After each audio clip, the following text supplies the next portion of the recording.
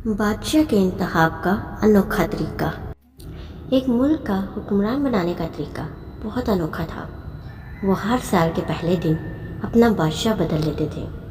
साल के आखिरी दिन जो भी सबसे पहले मुल्क की हदूद में दाखिल होता तो उसे नया बादशाह मुंतखब कर लेते और मौजूदा बादशाह को इलाका गैर यानी एक ऐसी जगह छोड़ आते जहाँ सिर्फ सांप बिच्छू थे और खाने पीने के लिए कुछ भी ना था। अगर वो सांप बिच्छुओं से किसी न किसी तरह अपने आप को बचा लेता तो भूख प्यास से मर जाता। कितने ही बादशाह ऐसे ही एक साल की बादशाहत के बाद उस इलाका गैर में जाकर मार खप गए। इस दफ़ा शहर में दाखिल होने वाला नौजवान किसी दूर दराज के इलाके का लग रहा था। सब लोगों ने आगे बढ़कर उसे मुबारक दी और उसे बताया कि आपको इस मुल्क का बादशाह चुन लिया गया है और उसे बड़े एजाज़ के साथ महल में ले गए। वो हैरान भी हुआ और बहुत खुश भी। तख्त पर बैठते ही उसने पूछा कि मुझसे पहला बादशाह कहाँ गया।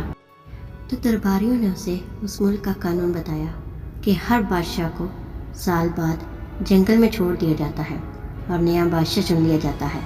ये सुनते ही वो एक दफ़ा तो परेशान हुआ, लेकिन फिर उसने अपनी अक्ल को इस्तेमाल करते हुए कहा कि मुझे उस जगह लेकर जाओ जहाँ तुम बादशाह को छोड़ कर आते हो। दरबारियों ने सिपाहियों को साथ लिया और बादशाह सलामत को वो जगह दिखाने जंगल में ले गए। बादशाह ने अच्छी तरह इस जगह का जायज़ा लिया और वापस आ गया। अगले दिन उसने सबसे पहला हुक्म ये दिया कि महल से इलाका गैर तक एक सरसब्ज़ और शादाब रास्ता बनाया जाए और इस जगह के बीचों बीच एक ऐसी रिहाइश तामीर की जाए जिसमें हर किस्म की सहूलत हो और इसके इर्द गिर्द खूबसूरत बाग लगाए जाए। बादशाह के हुक्म पर अमल हुआ और तामीर शुरू हो गई। कुछ ही अर्सा में सड़क और महल वगैरह बनकर तैयार हो गए। एक साल के पूरे होते ही बादशाह ने दरबारियों से कहा कि अपनी रस्म पूरी करो और मुझे वहाँ छोड़ाओ जहाँ मुझसे पहले बादशाहों को छोड़ कर आते थे। दरबारियों ने कहा कि बादशाह सलामत, इस साल ये रस्म ख़त्म हो गई क्योंकि हमें एक अक्लमंद बादशाह मिल गया है। वहाँ तो हम उन बेवकूफ़ बादशाहों को छोड़ कर आते थे जो एक साल की बादशाही के मज़े में बाकी की ज़िंदगी भूल जाते और अपने लिए कोई इंतज़ाम न करते। लेकिन आपने अक्लमंदी का मुजाहरा किया कि आने वाले वक्त का ख्याल रखा और उम्दा बंदोबस्त फरमा लिया। हमें ऐसे ही अक्लमंद बादशाह की ज़रूरत थी। अब आप आराम से सारी ज़िंदगी हम पर हुकूमत करें। इस अनोखे मुल्क का नाम दुनिया है।